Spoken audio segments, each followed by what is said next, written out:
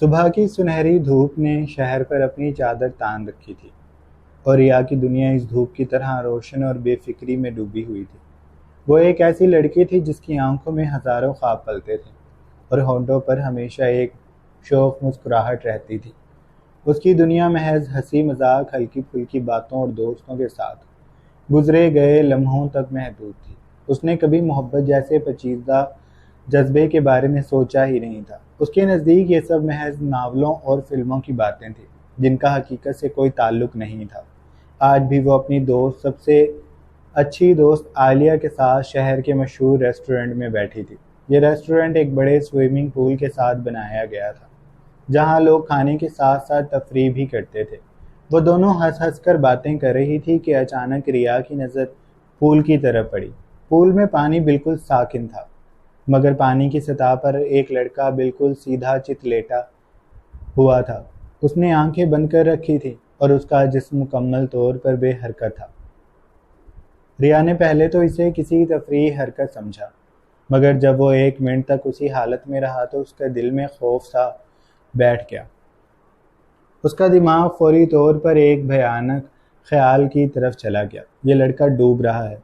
वो एकदम से सीधी हुई और घबरा कर बोली, आलिया, देखो वो लड़का डूब रहा है। आलिया ने अपनी आइसक्रीम से नज़रें हटाकर पूल की तरफ देखा। वो चौंकी थी, लेकिन फिर उलझकर बोली, अरे नहीं रिया, वो डूब नहीं रहा। ये तो सिर्फ पानी में आराम करने का एक तरीका है। रिया ने सर शिद्दत से नामे हिलाया। नहीं, मुझे लगता नहीं। उसने परेशान होकर कहा, वो बिल्कुल हरकत नहीं कर रहा, शायद उसे कुछ हो गया है। रिया का दिल जोर से धड़कने लगा। उसके अंदर का खौफ उसे ये सोचने पर मजबूर कर रहा था कि अगर उसने मदद ना की तो एक इंसान उसकी आंखों के सामने मर जाएगा। उसके पास सोचने का ज़्यादा वक्त नहीं था। इंसानियत का जज्बा उसके तमाम खौफ पर गालिब आ गया।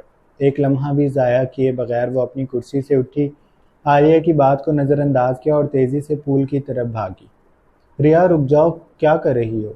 आलिया की आवाज़ उसके कानों तक पहुंची, लेकिन वह रुकी नहीं, बस भागती हुई पूल तक आ गई। उसे ये तो भूल ही गया था कि उसे खुद तैरना नहीं आता, लेकिन इंसानियत का जज्बा सर चढ़कर बो रहा था। और फिर रिया ने बिना सोचे समझे अपने खूबसूरत लिबास और कीमती जूतों की परवाह किए बगैर धड़ाम से पूल में छलांग लगा दी। पानी के छींटे आसपास बैठे लोगों पर पड़े और सबकी नज़रें रिया पर जम गई। पानी में छलांग लगाते ही उसने तेजी से लड़के को पकड़ना चाहा जो सबके लिए तैयार नहीं था। मोहित बुरी तरह कांप गया और पानी में नीचे की तरफ चला गया। रिया खुद ही जिद्दोजहद कर रही थी। अब वो चीख रही थी, हाय वो लड़का गया, हाय वो मर गया। जबकि मरने वाली वो खुद हो रही थी। अचानक लड़के ने आंखें खोली और पानी की सतह पर आया। हैरानी से उसने चिल्लाती हुई लड़की को देखा जो 4 फीट पानी में हलकोरे लेती हाथ पांव मार रही थी और साथ साथ बचाओ बचाओ का शोर भी कर रही थी। मोहिब तेजी से उसकी तरफ गया। उसने रिया को अपने बाजुओं में भरा और फौरी तौर पर उसको थाम कर वह पानी की तरफ बढ़ा। लोग उनकी जानी मुतवज्जा थे। आलिया वहां से गायब हो गई थी। वो जानती थी कि रिया चांद चढ़ा चुकी है। मोहिब की आंखों में गुस्से और हैरत के मिले जुले तासुरात थे। ये तुमने क्या किया है? मोहिब ने बाहर आकर गर्जदार आवाज में कहा। सबकी निगाहें उन पर जमी थी और मोहिब का दिल कर रहा था कि अब सच में डूब मरे। रिया को भी अब तक होश आ चुका था। उससे कितनी बड़ी गलती हुई है। वो शर्मिंदा होकर पूल के किनारे खड़ी थी। मुझे लगा आप डूब रहे हैं, वो मिनमिनाई। मोहिब का सदमे से मुंह खुल गया। उसका गीला बदन और गुस्से से भरा चेहरा उसकी मौजूदगी को मजीद भारी बना रहा था। वो रिया के सामने खड़ा हुआ। गुस्से के शदीद गलबे में भी वो एक लम्हे के लिए रिया के हुस्न का असीर हुआ था। उसके बाल पानी से भीगकर उसके चेहरे से चिपक गए थे, जिनसे पानी के कतरे टपक रहे थे। उसकी बड़ी बड़ी आंखों में खौफ और शर्मिंदगी साफ दिखाई दे रही थी। मोही बेख्तियार मुस्कुराया, लेकिन पेट संभलकर उसे दोबारा घूरने लगा। तुमने बिना सोचे समझे पानी में छलांग क्यों लगाई? तुम हो कौन? उसने गुस्सा करने की नाकाम सी कोशिश करते हुए पूछा। मुझे लगा मुझे लगा आप डूब रहे हैं, रिया ने कांपती हुई आवाज में जवाब दिया। मोहिब ने एक लंबा सांस लिया। उसे अब रिया पर रहम आने लगा था। वो तो बेचारी उसकी मदद ही करने लगी थी। लोग भी अपनी जगहों पर बैठ गए थे और रिया अब मोहिब की निगाहों के हिसार में थी। मैंने तो तुम्हें नहीं कहा था कि मुझे बचाओ। इसी दौरान आलिया और रेस्टोरेंट का अमला भी उनके पास आ चुका था। आलिया जानती थी कि वो इस लहीम शहीम मर्द का अकेले कुछ नहीं बिगाड़ सकेगी, इसलिए वो अमले को लेकर आई थी। आलिया ने बीच बचाव करते हुए सूरत हाल को संभालने की कोशिश की। सर, ये मेरी दोस्त है और इससे गलती हो गई है।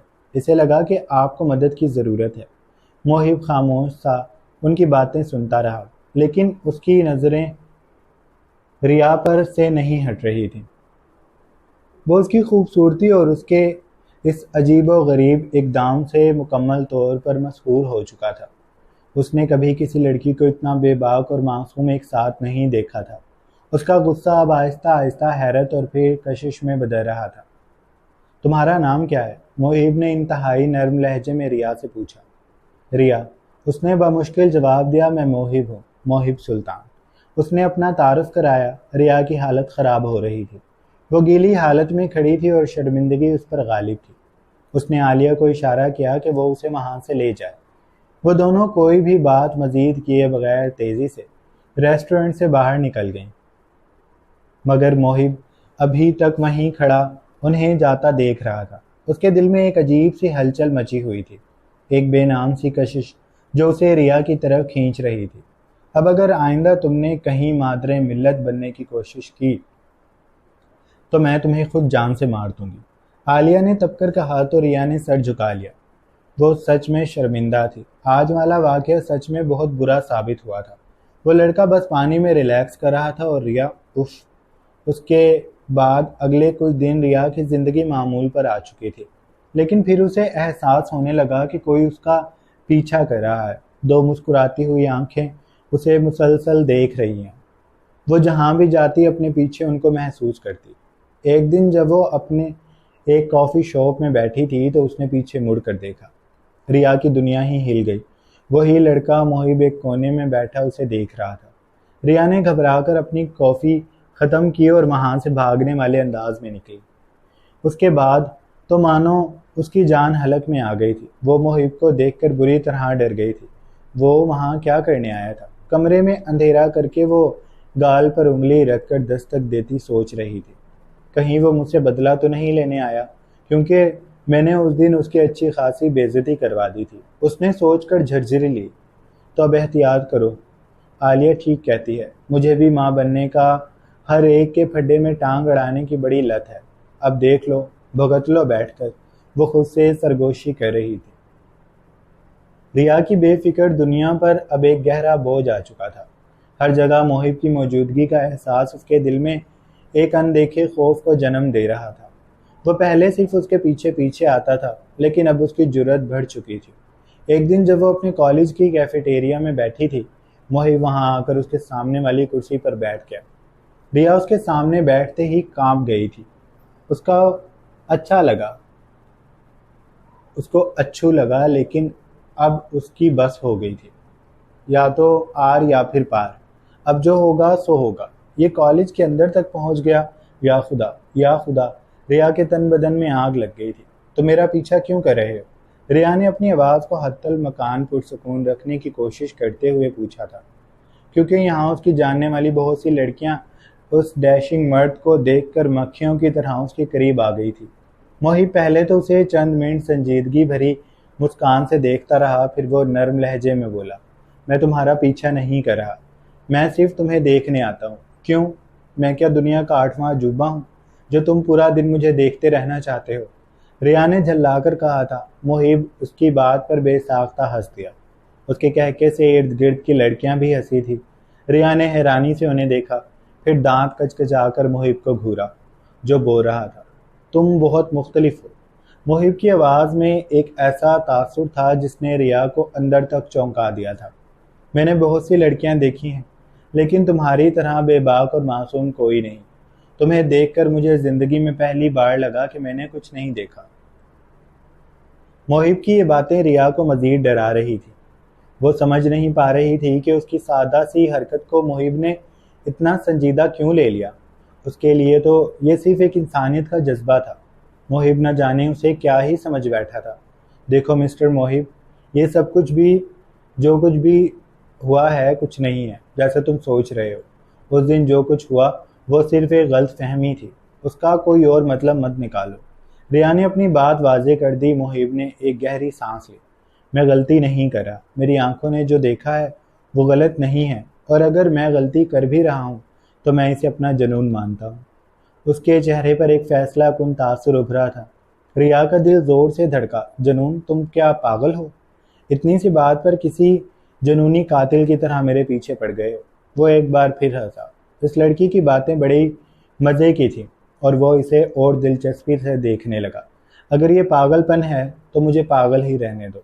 मैं तब तक तुम्हारे पीछे ऐसे ही आता रहूंगा जब तक तुम मेरी बात नहीं सुन लेती। कौन सी बात? रिया ने घबरा कर पूछा। मोहिब के चेहरे पर अब एक हल्की सी मुस्कुराहट आ चुकी थी। मैं जल्द ही तुम्हें बताऊंगा। वो इतना कहकर उठा और चला गया और रिया को वहीं परेशानी और खौफ के समंदर में छोड़ गया। लड़कियां उसके जाते ही रिया के पास आई थी। वो कौन था कि जुमले ने रिया का सर दर्द कर दिया था। मेरा बाप था। वो चिल्लाई और वहां से निकल गई। लड़कियों ने उसके जाने पर सर झटका था। मोहिब के जुनून ने रिया को डरा दिया था। उसने आलिया को सारी बात बताई तो वो भी परेशान हो गई। रिया, ये लड़का अच्छा नहीं लग रहा, तुम इससे दूर रहो। आलिया ने उसे मशवरा दिया था। मैं क्या करूं, वो तो मेरा पीछा ही नहीं छोड़ रहा, रिया ने बेबसी से कहा था। और इस बात का जवाब तो आलिया के पास भी नहीं था। अगर घर में किसी को ये बात पता लग गई तो उसका जनाजा भी नहीं पढ़वाया जाएगा। रिया अच्छे से जानती थी उसे अब बस कुछ भी करके मोहिब से दूर रहना था। लेकिन अगले दिन जब रिया और उसके वालिदैन शाम की चाय पर बैठे थे तो उनके घर का दरवाज़ा बजा। रिया के वालिद ने दरवाज़ा खोला तो सामने एक मुअज़्ज़िज़ जोड़ा और उनके साथ मोहिब खड़ा था। मोहिब के वालिद ने निहायत गर्मजोशी से रिया के वालिद से हाथ मिलाया। सुल्तान साहब? रिया के वालिद ने हैरत से कहा। वो इन्हें जानते थे, शहर के जाने माने बिजनेसमैन थे सुल्तान साहब। आप कैसे? मोहिब के वालिद ने मुस्कुराते हुए जवाब दिया। बस ऐसे ही, आपसे मिलने का दिल किया तो हम चले आए। वैसे हम एक अहम बात करने आए हैं। यह सुनकर रिया के वालिद चौंके थे। वो उन्हें लेकर अंदर आ गए थे। रिया ने जब मोहिब को सामने देखा तो उसका सर गोल गोल घूम गया। रिया का दिल जोर से धड़कने लगा था। उसने सहारे के लिए सोफा थामा था। मोहिब उसे देखकर मायनी खेज अंदाज से मुस्कुराया था। तो ये थी मोहिब की वो बात जिसे वो बाद में बताने वाला था। वो रिया के घर तक आ गया था। उसकी आंखों में खौफ और बेयकीनी साफ दिखाई दे रही थी। वो जल्दी से वहां से ऊपर अपने कमरे में भाग गई। कुछ देर में उसे मुलाजमा के जरिए इल्म हो गया था कि मोहिब के वालिद ने मोहिब के लिए रिया का रिश्ता मांगा है। रिया के वालिदैन बहुत खुश थे क्योंकि सुल्तान साहब का घराना शहर में मोअज़्ज़िज़ और अमीर घराना था। रिया की अम्मी ने उसे फौरन पेश होने का हुक्म जारी किया तो वह चौखट में खड़ी हो गई। अम्मी ने उसे मोहब्बत से कहा, रिया अंदर आओ बेटा। रिया अंदर आई। उसकी टांगें कांप रही थी। मोहिब की नज़रें उस पर जमी हुई थीं। वह बड़ी दिलचस्पी से रिया को देख रहा था। रिया ने उसे नज़रअंदाज किया और सलाम करके मोहिब की अम्मी के पास बैठ गई। उन्हें रिया देखते ही पसंद आ गई थी। बड़ों की बातों के दरमियान वो बेआराम सी बैठी रही, फिर उठकर चली गई। कुछ देर में जब अम्मी ने ऊपर आकर उससे रिश्ते की बाबत पूछा तो उसने साफ कह दिया, मुझे ये रिश्ता कबूल नहीं है। रिया ने निहायत साफ गोई से कहा था। अम्मी हैरान हुई। उन्होंने उसे समझाया भी लेकिन वो नहीं मानी और अम्मी ने जाकर मोहिब के वालिदैन को इनकार कर दिया। वो खुद भी इतनी जल्दी सब नहीं चाहती थी लेकिन मोहिब हाँ सुनकर ही जाना चाहता था। पर अब ना सुनने के बाद वो सब हैरत से एक दूसरे को देखने लगे। रिया की अम्मी शर्मिंदा थी। थोड़ी देर में अब्बू ऊपर आए थे। उनके पैर ज़मीन पर नहीं टिक रहे थे। इतनी अच्छी जगह उनकी बेटी का रिश्ता हो रहा था और बेटी इनकार कर रही थी। पर क्यों? कोई वजह तो होगी। उसके वालिद ने नरमी से पूछा था। मुझे नहीं करनी शादी।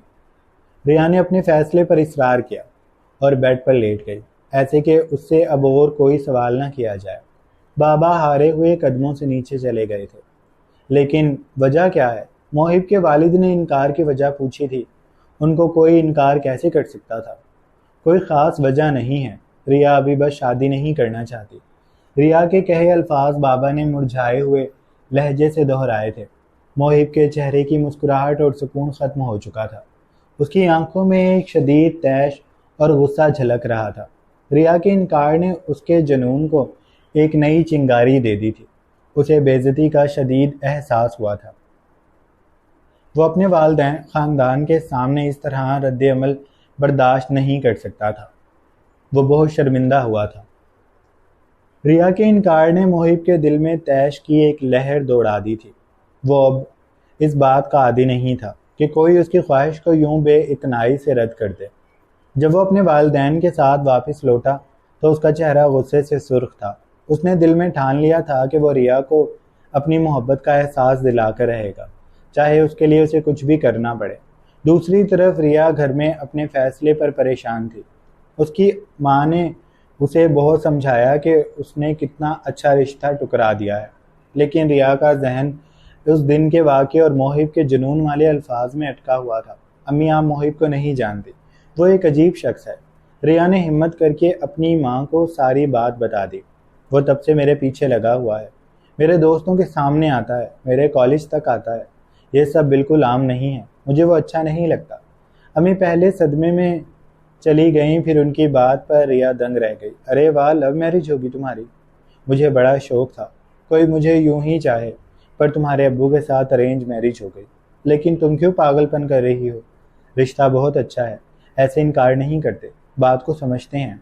रिया ने उन्हें बेबसी भरे गुस्से से देखा। माँ बाप का इतना लिबरल होना भी अच्छा नहीं होता। उसने सोचकर सर झटका। वो समझ चुकी थी कि कोई भी उसकी बात को संजीदगी से नहीं ले रहा था। इसके अगले दिन रिया को कॉलेज के रास्ते में एक बहुत बड़ा बुके मिला। उसके साथ उतना ही बड़ा कार्ड था। देने वाला कॉलेज से कुछ आगे खड़ा था। रिया जैसे ही आगे बढ़ी वो उसे दोनों चीज़ें थमा कर भाग गया। रिया ने कार्ड खोलकर देखा तो उसमें खूबसूरत लिखाई से लिखा था, रिया, मोहिब तुमसे जुनून की हद तक मोहब्बत करता है और तुम उसका जुनून भी हो। तुम्हारा इनकार मुझे रोक नहीं सकेगा, मैं कोशिश करता रहूँगा। नीचे मोहिब का नाम लिखा था। रिया की आंखों में खौफ भर गया। वो तेज़ी से वहीं सब कुछ फेंक कर कॉलेज में दाखिल हो गई। मोहिब की बकौल रिया के ऊट पटांग हरकतें बढ़ चुकी थी। वो रिया के घर के बाहर दिन रात खड़ा रहने लगा। लोगों के जरिए उसे पैगामात भेजने लगा कि वो उससे सिर्फ एक बार रूबरू बात कर ले, ताकि मैं उसका खून कर दूं। रिया ने दांत खचखचाकर सोचा था। उस दिन जब रिया शॉपिंग मॉल में मौजूद थी, मोहिब वहां भी आ गया। उसने रिया को देखा और उसके करीब आया। रिया ने उसे नज़रअंदाज करने की कोशिश की, लेकिन उसने उसका रास्ता रोक लिया। रिया, एक बार मेरी बात सुन लो, उसने इल्तजा भरे लहजे में कहा। मुझे कुछ नहीं सुनना, रिया ने सख्ती से कहा, और ख़बरदार अगर अब तुम मेरे करीब आए तो मैं पुलिस को बुलवा लूँगी। मोहिब ने रिया की आंखों में देखा। उसकी आंखों में डर और गुस्सा दोनों था। उसके चेहरे पर मायूसी के तासुर फैल गए, मगर वो मुस्कुराया। रिया, तुम जितना मुझसे दूर भागोगी मैं उतना ही करीब आऊँगा, और ये मेरा वादा है कि एक दिन तुम खुद मेरे पास आओगे। उसका लहजा इतना पुख्ता और पुरयकीन था कि रिया के अंदर एक लर्जिश सी पैदा हो गई। वो मोहिब के जुनून से अब खौफजदा हो चुकी थी।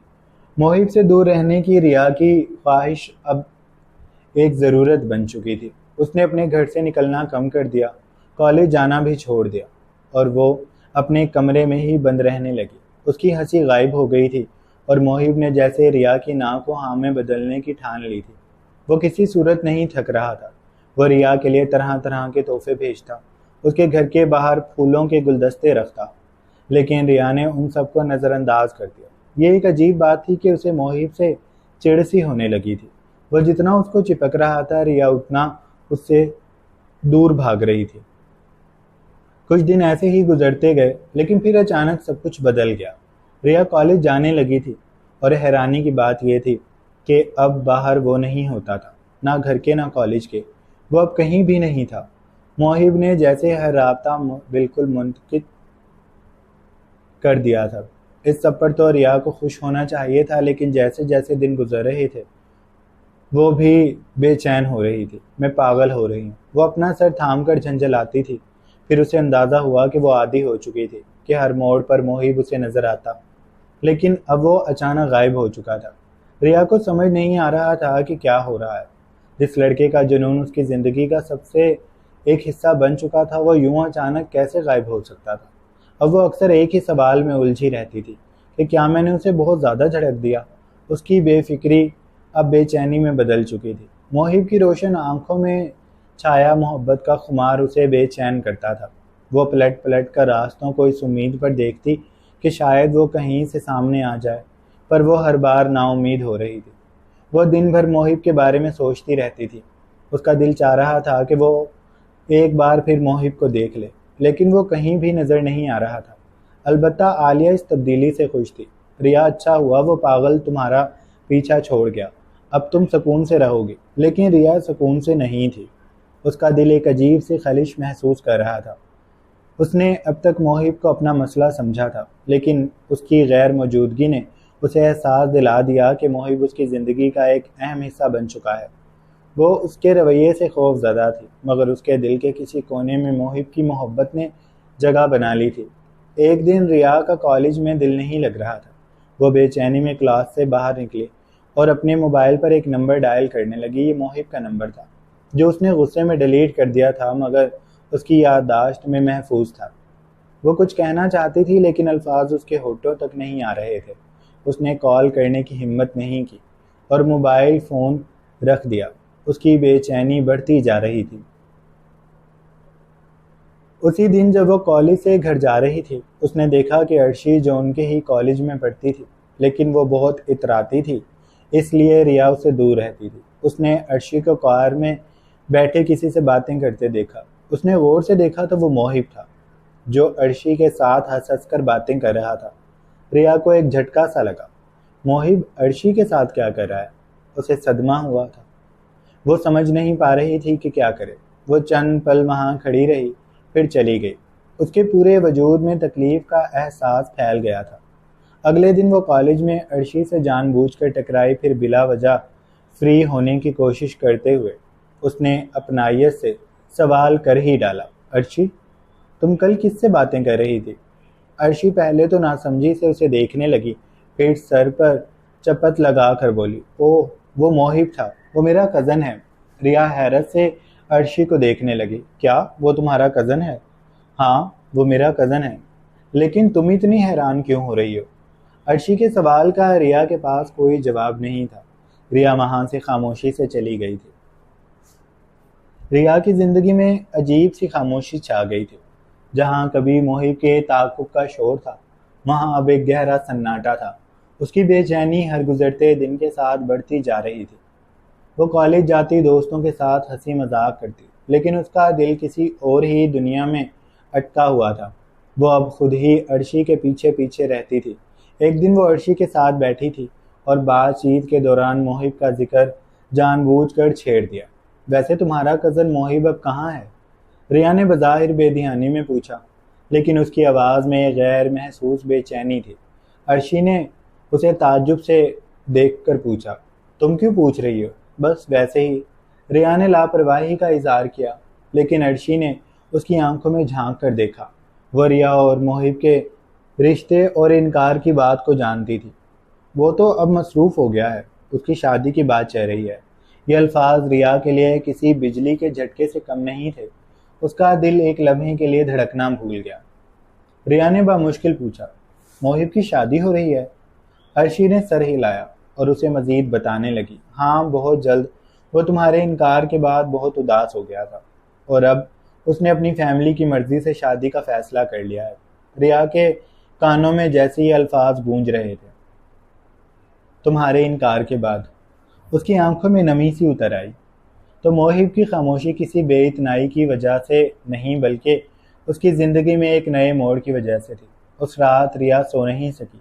वो बिस्तर पर करवटें बदलती रही। उसके दिमाग में मोहिब के साथ गुजारा हुआ हर लम्हा फिल्म की तरह चलने लगा। उसकी वो पहली मुलाकात का अजीब वाक़या, मोहिब की आंखों में जुनून, उसका पीछा करना, तोहफे भेजना, रिया का बस इनकार, इनकार और इनकार, फिर उसका अचानक खामोश हो जाना। अब बहुत देर बाद जब पानी सर से गुजर चुका था, तो उसे एहसास हुआ कि वो मोहिब से मोहब्बत करने लगी है, और वो मोहब्बत जो उसे पहले जुनून और पागलपन लगती थी, अब वो खुद उसी जुनूनी कैफियत में है। वो खुद पर काबू करने की हर मुमकिन कोशिश करती, लेकिन नाकाम हो गई। उसने मोहिब से राब्ता करने का फैसला किया। पता नहीं वो ऐसा क्यों करना चाहती थी, उसे समझ नहीं आ रही थी, लेकिन वो दिल के हाथों मजबूर थी। लेकिन मोहिब ने उससे बात करने और मिलने से इनकार कर दिया था। वो इससे अब किसी भी तरह का राब्ता करना नहीं चाहता था और रिया दिल से बेख्तियार होकर पागल हो रही थी। उस शाम रिया घर से बेजार होकर बाहर फ्रेश फील करने आई हुई थी कि उसने मोहिब को रेस्टोरेंट में देखा। वो अपने किसी दोस्त के साथ बैठा हंस रहा था। रिया ने उसकी आंखों में देखा। उन आंखों में अब कोई जुनून नहीं था, सिर्फ एक अजीब सी बेहिसी और खालीपन था। रिया ने हिम्मत की और उसके पास गई। मोहिब, एक मिनट मेरी बात सुन लो, रिया ने आहिस्तगी से कहा। मोहिब ने रिया की तरफ देखा। वो एक पल को चौंका, हैरान हुआ, लेकिन फिर उसका चेहरा सपाट हो गया। मुझे तुमसे अब कोई बात नहीं करनी, तुम जा सकती हो यहाँ से, वो कहकर दोस्त से मिलता खड़ा हो गया।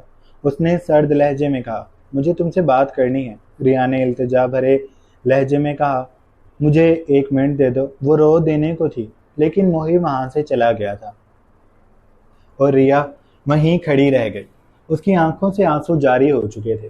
वो मुकम्मल तौर पर टूट चुकी थी। जिस मोहब्बत का उसने कभी इनकार किया था, अब वो उसे इस तरह छोड़कर जा रही थी जैसे वो उसे जानती ही ना हो। रिया घर वापस आई और उसने अपने आप को कमरे में बंद कर लिया। वो सिसक कर रो रही थी। उसे एहसास हो चुका था कि उसने अपनी ज़िंदगी की सबसे बड़ी गलती कर दी। उसने उस शख्स को ठुकरा दिया जो उसके लिए किसी भी हद तक जा सकता था। अब उसका दिल मोहिब की यादों, उसकी मोहब्बत और उसकी बेरुखी के दरमियान लटका हुआ था। वो शौक और जिंदा दिल लड़की जिसकी हंसी कभी ख़त्म नहीं होती थी, अब एक टूटे हुए दिल की मालकिन थी। उसकी आंखों में एक वीरानी सी छा गई थी। वो मोहिब को नज़रअंदाज करने की कोशिश करती, लेकिन अजीब बात, वो हर जगह उसे नज़र आता। कॉलेज के कैफेटेरिया में, सड़क पर और यहाँ तक के ख्वाबों में भी वो उसे नज़र आता। उसकी दोस्त आलिया ने उसे बहुत समझाया, लेकिन रिया किसी की भी बात नहीं सुन रही थी। अम्मी अलग उसे जलील करती थी कि उसने इतना अच्छा रिश्ता ठुकरा दिया, और अब वो अम्मी को क्या बताती कि रिश्ता ठुकराते ही उस लड़के ने उसे ऐसे छोड़ा कि अब वो कहीं नहीं रही। उसका दिल आज बहुत अजीब हो रहा था। उसने आलिया को कॉल की। आलिया ने कॉल उठाई और पूछते छूटते ही पूछा, क्या हुआ रिया, तुम ठीक तो हो ना? रिया ने बामुश्किल कहा, नहीं आलिया, मैं ठीक नहीं हूँ। आलिया ने उसकी आवाज़ से ही सब कुछ समझ लिया। वो जानती थी कि रिया को क्या हुआ है। रिया, तुम उसके पीछे भागना छोड़ दो, वो अब किसी और का हो रहा है। नहीं, वो मेरा है, रिया ने शिद्दत से कहा। वो मेरा है और मुझे उससे बात करनी है, आलिया ने जवाब दिया। रिया, तुम समझ नहीं रही, तुमने उसे ठुकरा दिया था, इसलिए अब वो तुम्हें नज़रअंदाज कर रहा है। मैं जानती हूँ, लेकिन मैंने बहुत बड़ी गलती कर दी है। मैं पछता रही हूँ, मुझे उसकी आदत हो गई है। आलिया, मैं क्या करूँ? रिया रोने लगी थी। मैं उससे बात करके उसे बताना चाहती हूँ कि मैं उससे मोहब्बत करती हूँ। रिया, वो अब तुमसे बात क्यों करेगा? वो सब बहुत पीछे रह गया है, आलिया ने उसे समझाया। नहीं, मैं उससे एक बार बात लाजमी करूँगी। वो तो मर्द है, कुछ भी कर सकता है। मैं उसे अपनी बेबसी बताऊँगी, रिया ने कहकर कॉल काट दी थी। वो मोहिब का नंबर मिला रही थी। कॉल जाती रही, लेकिन उसने कॉल नहीं उठाई।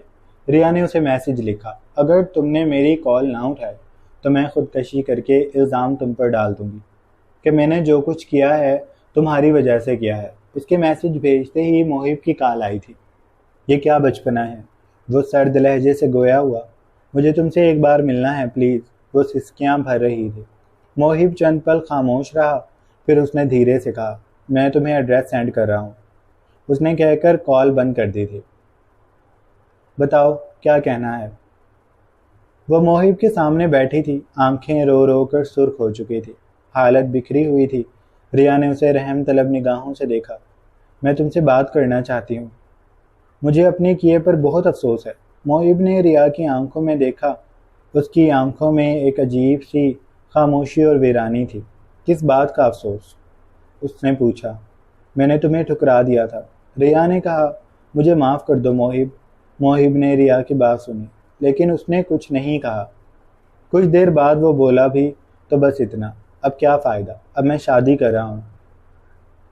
तुम्हें मुझसे दूर रहना चाहिए, मैं तो वो गुंडा हूँ जो तुम्हारे पीछे लग गया था।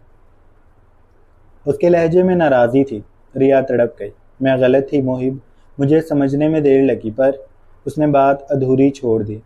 अब बात मुकम्मल हो भी कैसे सकती थी। रिया खुद को रोने से बाज रखे हुए थी, लेकिन फिर भी आंखें बह रही थी। मोहिब खामोशी से उसे देख रहा था। रिया ने आखिरी बार उससे निगाहें मिलाई और खड़ी हो गई। मैं तुम्हारे लिए दुआ करूंगी, वो कहकर जाने लगी थी कि मोहिब अपनी जगह से उठा। रिया, तुम बहुत अजीब हो, उसने कहा तो रिया के कदम रुक गए। तुमने मुझे ठुकरा दिया, और अब जब मैं किसी और की तरफ देख रहा हूं तो तुम वापस आ गई हो। रिया की आंखों में आंसू थे। वो बहुत बेबस लगती थी। उसने लब भी सख्ती से भींच लिए थे।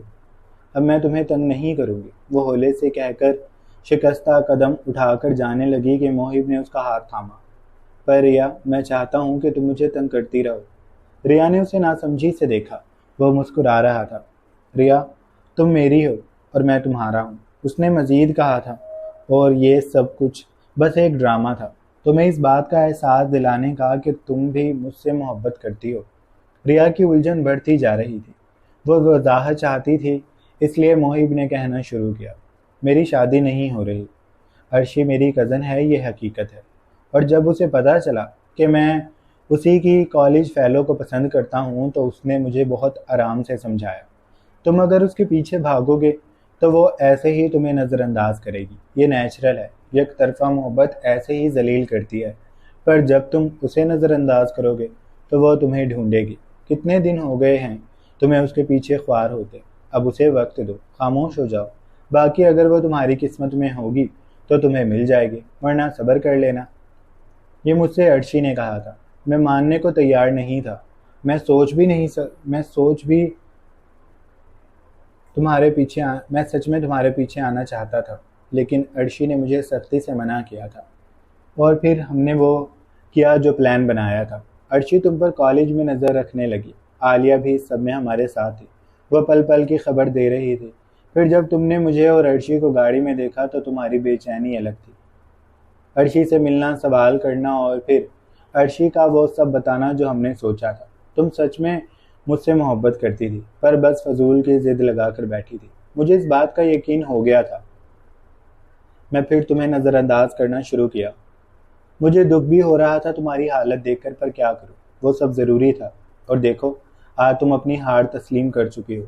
मैंने तुम्हें कहा था ना कि तुम मेरे पास खुद आओगी। भीगी पलकों वाली लड़की का सुकून मोहिब की मुस्कान से टूटा, और फिर वो एकदम से खड़ी हो गई। तुम बहुत, वो न जाने क्या कहना चाहती थी। वो अब जब रोने लगी तो मोहिब परेशानी से खड़ा हुआ। अब क्यों रो रही हो, सब ठीक तो है। वो उसके करीब होने लगा कि रिया ने उसे धक्का दिया। तुम बहुत बुरे हो, तुमने मुझे बहुत तकलीफ पहुंचाई है। मोहिब मुस्कुराया और उसे ज़बरदस्ती अपनी बाहों में भरकर वो गोया हुआ। मैं तो ऐसे ही आगे भी तुम्हें तंग करता रहूँगा, तुमने भी मुझे कम जलील नहीं किया। वो उसके चेहरे पर निगाहें गहरी मरकूज करके बोला तो रिया शर्मा गई। उसने घबराहट ज़दा आवाज़ से कहा, मोहिब, सब देख रहे हैं। मोहिब ने उसके गिर्द हिसार तंग कर लिया। देखने दो, मुझे फ़र्क नहीं पड़ता, वो कहकर उसका माथा चूम चुका था। अगला रोज़ शहर पर सुनहरी खूबसूरत धूप लेकर उतरा था। घर में हलचल सी थी। वो अपने कमरे में शर्माई घबराई खड़ी थी। तभी अर्शी और आलिया उसके कमरे में दाखिल हुए। मुबारक हो, तुम्हारी कश्ती पार लग गई, उन्होंने अंदर आकर रिया को सीने से लगाकर कहा। फिर अर्शी ने गर्दन इकड़ा कर कहा, और ये सब बस हमारी वजह से हुआ, वरना तुम्हारा तो बिल्कुल इरादा नहीं था। कैसे मेरे कज़न को पीछे पीछे घुमाया, जैसे वो कोई बहुत बुरा इंसान हो। अर्शी ने मसनूई नाराज़ी से कहा तो आलिया ने फ़ौरन रिया की तरफदारी की। तो तुम दोनों कज़न्स ने भी तो गिन गिन कर बदले लिए हैं मेरी दोस्त से, कैसे उसकी जान लेने पर तुले हुए थे। बच्ची का दम ही खुश्क हो गया था मोहिब की शादी का सुनकर। अर्शी ने उसे भमी उठाकर देखा। तुमने भी इस सब में हमारा साथ दिया था। आलिया ने सर को ऐसे पकड़ा जैसे दर्द हो गया हो। मुझ पर उस वक्त किसी ने तावीज़ करवा दिए थे। रिया उसकी अदाकारी पर हंस दी। तुम्हें शाम को वो मजनू बाहर लेकर जाएगा। अर्शी ने कांधा टकराकर कहा तो रिया तेजी से बोली, अब्बू जान से मार देंगे। अर्शी ने उसको बाहों में भरा, इसमें भी हम तुम्हारे साथ हैं। और फिर उन्होंने घर में शोर मचा दिया। कि शाम को वो लोग शॉपिंग पर जाएंगे। मोहिब के घर वाले चले गए थे। वो सीधी शादी तय करके गए थे। रिया के गाल हर वक्त सुर्ख रहते थे। अब्बू ने उन्हें शॉपिंग पर जाने की इजाज़त दे दी थी। शाम में वो दोनों रिया को लेने आई थी और कुछ दूर जाकर उन्होंने मोहिब के हवाले रिया को किया और अपने अपने घर चली गई। उसके गाड़ी में बैठते ही मोहिब उसकी तरफ झुका। मेरी मिसेज। उसका बस नहीं चल रहा था कि कोई जसारत फिर कर दे, लेकिन रिया ने उसे रोक दिया। वो बुरी तरह घबराहट का शिकार हो रही थी और मोहिब पूरा रास्ता उसकी इन कंफ्यूज सी हरकतों से महजूज होता रहा था। वो उसे माल लेकर गया था। उन्होंने साथ बाहर खाना खाया। वो रिया को अपनी पसंद की हर चीज़ दिलाना चाहता था और रिया इनकार कर रही थी, क्योंकि इतना सारा सामान वो घर कैसे लेकर जाती। इसलिए मोहिब ने ना चाहते हुए भी बस कर दी थी। लेकिन उसने ज्वेलरी शॉप से एक अंगूठी लेकर रिया की उंगली में ज़रूर डाल दी थी। ये मेरी मोहब्बत की निशानी है, इसे हमेशा अपने साथ रखना। रिया शर्मा गई थी। वो उसे घर छोड़ना नहीं चाहता था, पर रात ज़्यादा हो गई थी, इसलिए वो उसे घर छोड़कर चला गया था। शादी में बहुत कम दिन थे, इसलिए तैयारियां अरूज पर थीं। अम्मी इस सबसे बहुत ज़्यादा खुश थी कि उनकी बेटी को अकल आ गई और वक्त रहते सब कुछ ठीक हो गया। और फिर मोहिब ने बड़ी मुश्किल से वो दिन भी देख लिया जब उसकी दुल्हन यानी रिया उसके कमरे में अरूसी लिबास पहने मौजूद थी। मोहिब ने बेसाख्ता दिल को छुआ। ये मंजर नाकाबिले यकीन था। वो आगे बढ़ा, उसके करीब बैठ कर चंद पल उस अरूसी लिबास में मलबूस लड़की को महसूस किया। उसकी खुशबू और मौजूदगी दिल में उतरती जा रही थी। फिर उसने हाथ बढ़ाकर रिया के चेहरे से घूंघट उठाया। खूबसूरत नकूश हंसी आंखें और उनमें भरी मोहब्बत की हया जो मोहिब को बुरी तरह अपनी तरफ खींच रही थी। चांद खिड़की से अंदर झांक रहा था। चांदनी और मोमबत्तियों की रोशनी मिलकर इस मंजर को और भी जाजिब नजर बना रही थी। वो बेख्तियार होकर उसके लबों पर झुकने लगा कि रिया ने कहा, मेरी रोनुमाई कौन देगा? उसकी बात पर मोहिब ने उसे बदमज़गी से देखा। इतनी सी चीज़ के लिए क्यों तंग कर रही हो? सुबह दे दूंगा, वो कहकर उसे खींचकर अपने पास करने लगा कि रिया ने सरनामे हिलाया। अभी दो। मोहिब ने नाराज़ी से उसे देखा। इतनी बेएतबारी है मुझ पर? वो जैसे हर्ट हुआ। रिया उसकी अदाकारी पर मुस्कुरा दी, इससे कहीं ज़्यादा। उसने मोहिब ने आंखें मीच कर दिल पकड़ लिया। फिर उसने जेब में हाथ डाला और एक खूबसूरत नेकलेस निकाल कर रिया की गर्दन में पहनाने के बाद वो उसके कंधे पर अपना चेहरा रखकर दाढ़ी की चुभन देता मखमूर लहजे में बोला, अब मुझे मेरा तोहफा चाहिए। वो उसे एक झटके से अपने सामने करता अपने हिसार में भर चुका था। चांद ने मोम पे शोले को दहकते देखा तो वो शर्मा कर आसमान पर सफ़र करने लगा और रात धीरे धीरे उन दोनों की खुमार आलूद आवाज़ों में ढलती सरगम करती ढलने लगी थी और रिया मोहिब की बाहों में करवटें बदलती उसे उसका हक दे रही थी। ख़त्म शुभ।